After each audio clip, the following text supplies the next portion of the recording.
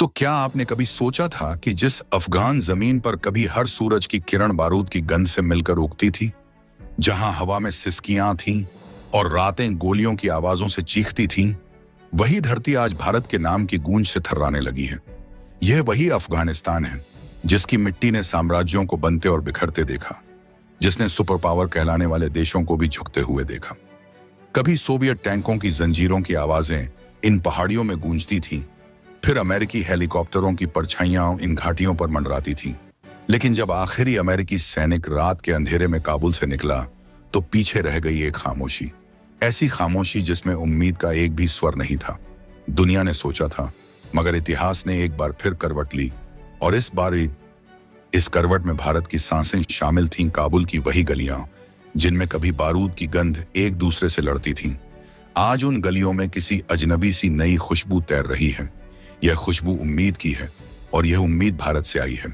लोग कहते हैं भारत सिर्फ एक देश नहीं, एक विचार है, और शायद यही वजह है कि आज अफगानिस्तान की टूटी दीवारों पर भारत का नाम इज्जत की तरह लिखा जा रहा है। पर यह कहानी इतनी सीधी नहीं है।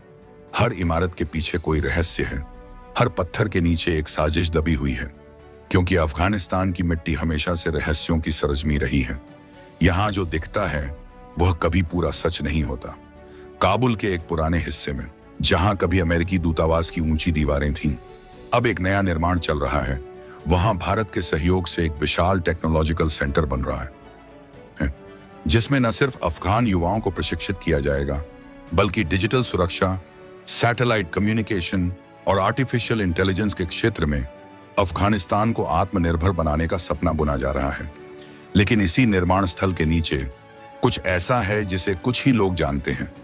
रात के अंधेरे में कभी कभी वहां से मशीनों की नहीं, बल्कि धीमी फुसफुसाहटों की आवाज आती है। कुछ अफगान पत्रकार कहते हैं भारत ने सिर्फ मदद नहीं भेजी, उसने इतिहास के सबसे रहस्यमयी अध्याय को भी खोलना शुरू कर दिया है। भारत की उपस्थिति अब सिर्फ इमारतों या दूतावासों तक सीमित नहीं है। अफगानिस्तान के पहाड़ी इलाकों में अब भारतीय इंजीनियर सड़कों और सुरंगों का निर्माण कर रहे हैं, जो न सिर्फ आर्थिक गलियारे हैं बल्कि रणनीतिक रहस्य भी अपने भीतर समेटे हुए हैं। कहा जाता है कि एक सुरंग सलंग पास के नीचे भारत की तकनीकी मदद से दोबारा खोली जा रही है। लेकिन यह सिर्फ एक सड़क नहीं है। कुछ रिपोर्टें बताती हैं कि इस सुरंग के नीचे एक पुरानी सोवियत कोल्ड वॉर बेस है, जिसमें रूसियों ने दशकों पहले कुछ ऐसा छोड़ दिया था जो आज के दौर में भी बहुत मायने रखता है। शायद वही वजह है कि अमेरिका, चीन और पाकिस्तान की निगाहें अचानक इस छोटे से प्रोजेक्ट पर टिक गई हैं। भारत की एजेंसियां अब अफगानिस्तान के नए दौर की रीढ़ बन चुकी हैं। जहां पहले CIA और ISI का नेटवर्क चलता था, वहां अब भारतीय इंटेलिजेंस की शांत लेकिन सटीक पकड़ महसूस की जा सकती है। भारत ने अफगान सरकार को तकनीकी सहायता के नाम पर जो उपकरण भेजे हैं, उनमें सिर्फ कंप्यूटर नहीं है, उनमें इतिहास के सबसे बड़े डेटा रिकवरी मिशन की कुंजी भी छिपी है। कुछ अफगान अधिकारी फुसफुसाते हैं कि भारत वहां एक साइलेंट नेटवर्क बना रहा है, ऐसा नेटवर्क जो एक ही बार में अफगानिस्तान को तकनीकी रूप से दुनिया की आंखों से जोड़ देगा, लेकिन साथ ही उसकी सुरक्षा को भी भारत की पकड़ में ले आएगा। पर सवाल उठता है, भारत को क्या मिला इस सबसे? क्यों एक देश जो खुद कई सीमाओं पर तनाव झेल रहा है, एक ऐसे राष्ट्र में इतना निवेश कर रहा है जो 3 दशक से युद्धों की राख में जल रहा है? जवाब सतह पर नहीं है। असल बात यह है कि अफगानिस्तान सिर्फ एक देश नहीं, बल्कि एक भौगोलिक कुंजी है। एक ऐसी कुंजी जो मध्य एशिया के ऊर्जा भंडार, ईरान के चाबहार बंदरगाह और रूस के सुदूर पूर्व के रास्ते तक पहुंचती है। और भारत जानता है कि जो इस कुंजी को थाम लेगा, वही आने वाले दशक का ऊर्जा साम्राज्य नियंत्रित करेगा। लेकिन इस बार कहानी में एक और परत है, चीन, जिसने बेल्ट एंड रोड इनिशिएटिव के तहत अफगानिस्तान तक अपनी पकड़ फैलाने की कोशिश की। अचानक हैरान है कि भारत इतनी चुपचाप कैसे आगे बढ़ गया। बीजिंग के थिंक टैंकों में अब सवाल उठ रहे हैं, क्या भारत अफगानिस्तान में सिर्फ पुनर्निर्माण कर रहा है या एक नया सामरिक मोर्चा खोल रहा है? चीन की यह बेचैनी अब रिपोर्टों में साफ झलक रही है। अफगानिस्तान की नई सत्ता, जिसने लंबे समय तक पाकिस्तान पर भरोसा किया था, अब भारत की ओर झुक रही है। और यह झुकाव सिर्फ आर्थिक नहीं, बल्कि मनोवैज्ञानिक है, क्योंकि भारत ने हथियार नहीं भेजे, मदद भेजी। उसने बंदूकें नहीं, स्कूल बनाए। यही अंतर अफगान दिमागों में गहराई तक उतर रहा है। लेकिन सस्पेंस अभी खत्म नहीं हुआ। काबुल में एक पुराना राजमहल है, दारुल अमान पैलेस। यह महल कई बार जला, कई बार टूटा। ये क्या लेकिन अब इसे फिर से बहाल किया जा रहा है, और वह भी भारतीय इंजीनियरों के निर्देशन में। कहा जाता है कि महल के बेसमेंट में हाल ही में कुछ पुरानी दस्तावेजों के बंडल मिले हैं, जिनमें सोवियत दौर की सीक्रेट फाइलें, नक्शे और शायद कुछ कोडेड नोट्स शामिल हैं। इन फाइलों में एक रहस्यमयी नाम बार बार दोहराया गया है। प्रोजेक्ट आजादी अफगान खुफिया सूत्र बताते हैं कि यह कोई पुराना सोवियत ऑपरेशन था, जिसका मकसद था मध्य एशिया में एक वैकल्पिक सत्ता ढांचा बनाना जो पश्चिम से स्वतंत्र हो। अब सवाल यह है, क्या भारत इन दस्तावेजों के जरिए वही नेटवर्क दोबारा जगा रहा है, लेकिन अपने तरीके से? रात के समय जब काबुल के ऊपर ड्रोन कैमरे घूमते हैं तो कुछ छवियां दिखाई देती हैं, भारतीय झंडा, चमकते टावर और उनके बीच कुछ अनजान साए जो किसी योजना पर काम करते दिखाई देते हैं।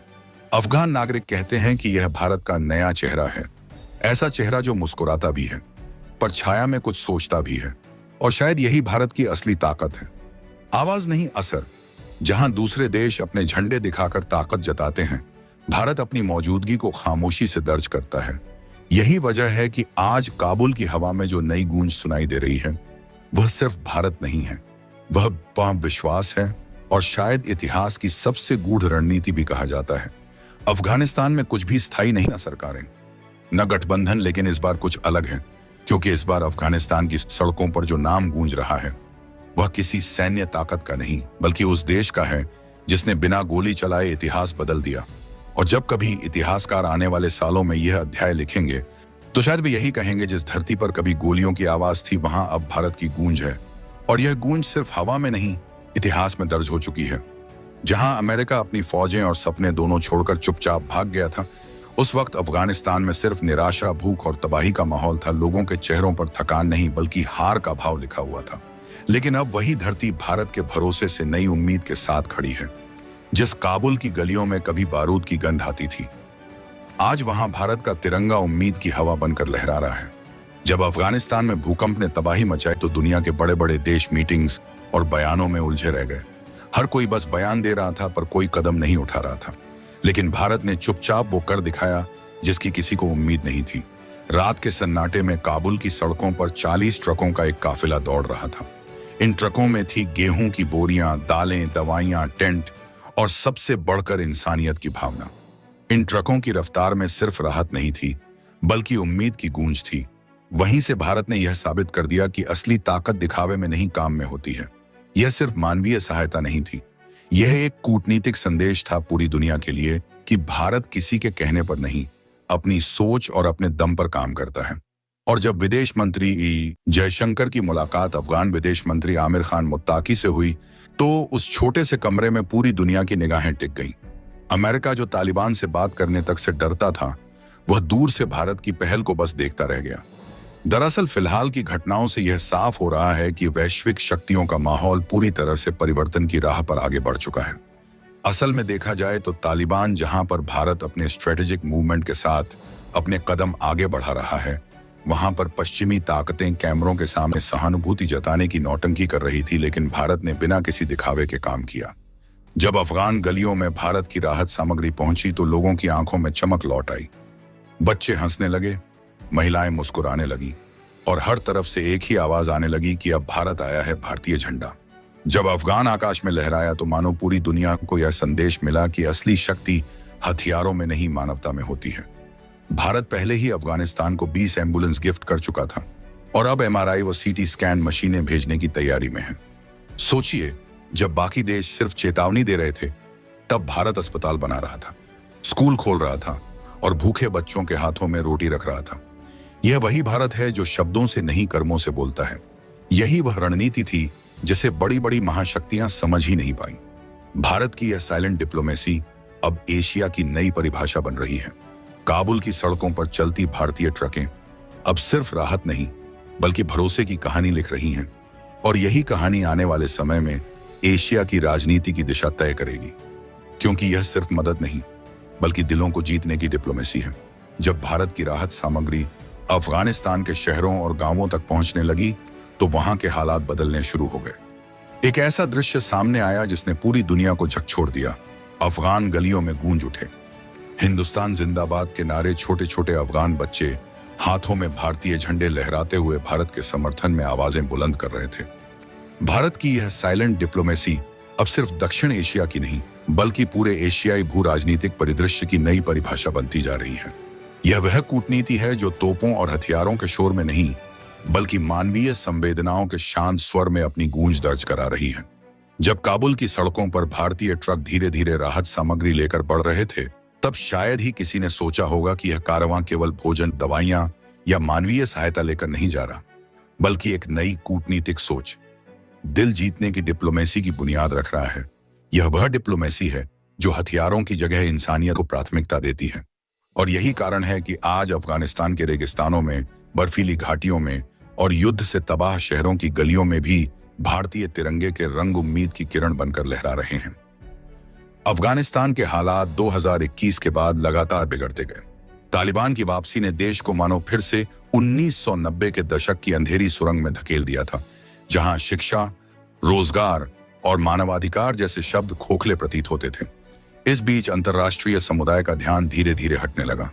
पश्चिमी ताकतें अपनी अपनी आंतरिक राजनीतिक प्राथमिकताओं में व्यस्त हो गईं।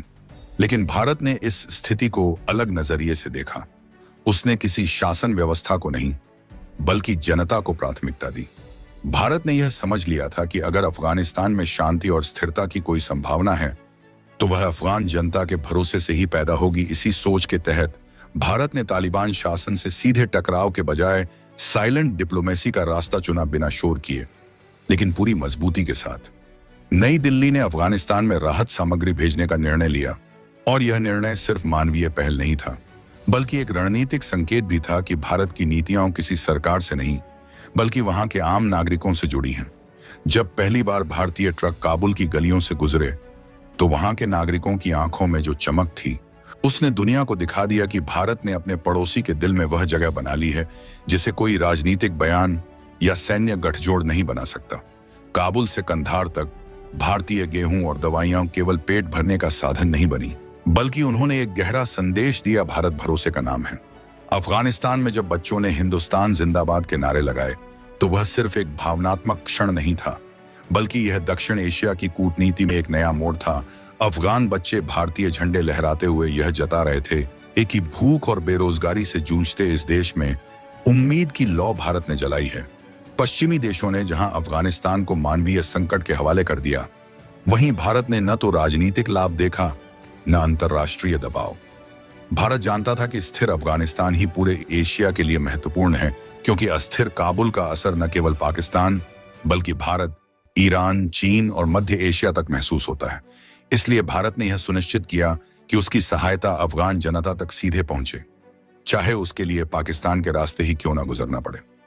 पाकिस्तान की असहजता और अंतर्राष्ट्रीय दबाव के बावजूद भारत की यह रणनीति सफल रही। यह कूटनीति का वह उदाहरण था जहां संवेदना ने रणनीति को मात दी और परिणाम स्वरूप कूटनीति और मानवता का संगम बन गया। इस साइलेंट डिप्लोमेसी का एक और पहलू यह था कि भारत ने अपनी किसी भी कार्रवाई का प्रचार नहीं किया। न बड़ी घोषणाएं, न कैमरे के सामने बयान, सिर्फ कर्म। भारत की यह नीति कर्म प्रधान कूटनीति का उदाहरण बन गई, जो धीरे धीरे अन्य एशियाई देशों के लिए प्रेरणा बन रही है। जापान, दक्षिण कोरिया और यहां तक कि इंडोनेशिया भी अब भारत की इस रणनीति को अध्ययन के रूप में देख रहे हैं। कैसे मानवीय दृष्टिकोण से आप भू राजनीतिक प्रभाव बढ़ा सकते हैं। भारत की यह पहल सिर्फ अफगानिस्तान तक सीमित नहीं है। नेपाल में भूकंप राहत, श्रीलंका में आर्थिक संकट के दौरान पेट्रोलियम और खाद्य आपूर्ति और म्यांमार में शरणार्थियों के प्रति मानवीय दृष्टिकोण, इन सब ने यह दिखाया कि Bharat helping hand of Asia के रूप में उभर रहा है। लेकिन अफगानिस्तान का मामला अलग था, क्योंकि यह वह भूभाग है जहां दुनिया की सबसे बड़ी शक्तियां असफल रहीं। अमेरिका 20 साल की सैन्य उपस्थिति के बाद भी वहां स्थायित्व नहीं ला सका, जबकि भारत ने बिना बंदूक उठाए वहां दिलों की जीत हासिल कर ली। यह भी उल्लेखनीय है कि भारत ने यह सब ऐसे समय किया जब उसके अपने भू राजनीतिक समीकरण चुनौतीपूर्ण थे। एक ओर चीन के साथ सीमा विवाद, दूसरी ओर पाकिस्तान की शत्रुता और तीसरी ओर पश्चिमी देशों के साथ रणनीतिक दबाव। इसके बावजूद भारत ने अफगानिस्तान के मामले में अपनी स्वतंत्र विदेश नीति बनाए रखी। यही स्वतंत्रता आज भारत की विदेश नीति की रीढ़ बन चुकी है। भारत की इस नीति ने यह स्पष्ट कर दिया कि वह किसी ब्लॉक या गठबंधन राजनीति में विश्वास नहीं रखता, चाहे वह अमेरिका का नेतृत्व वाला पश्चिमी ब्लॉक हो या रूस चीन का पूर्वी ध्रुव, भारत ने अपनी प्राथमिकता मानवता को दी। और यही कारण है कि अफगानिस्तान की जनता भारत को केवल एक देश नहीं बल्कि दोस्त के रूप में देखती है। काबुल की सड़कों पर जब भारतीय ट्रक गुजरते हैं तो वे केवल वस्तुएं नहीं ढोते, वे भरोसा, सम्मान और रिश्ते की नई परिभाषा लेकर चलते हैं। यह वह भरोसा है जो वर्षों से भारत ने सांस्कृतिक, ऐतिहासिक और भावनात्मक संबंधों के माध्यम से बनाया है। अफगानिस्तान की मिट्टी में आज भी बॉलीवुड के गीत, भारतीय चिकित्सकों की कहानियां और भारतीय सहायता परियोजनाओं की स्मृतियां बसी हैं।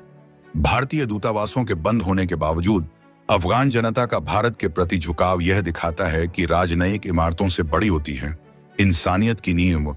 आज जब पूरी दुनिया नए भू राजनीतिक समीकरणों की तलाश में है, जहां अमेरिका चीन प्रतिस्पर्धा, रूस यूक्रेन युद्ध और मध्य एशिया की अस्थिरता एशिया के भविष्य को प्रभावित कर रही है, ऐसे समय में भारत का यह शांत लेकिन प्रभावशाली कूटनीतिक दृष्टिकोण एक वैकल्पिक मॉडल बनकर उभर रहा है।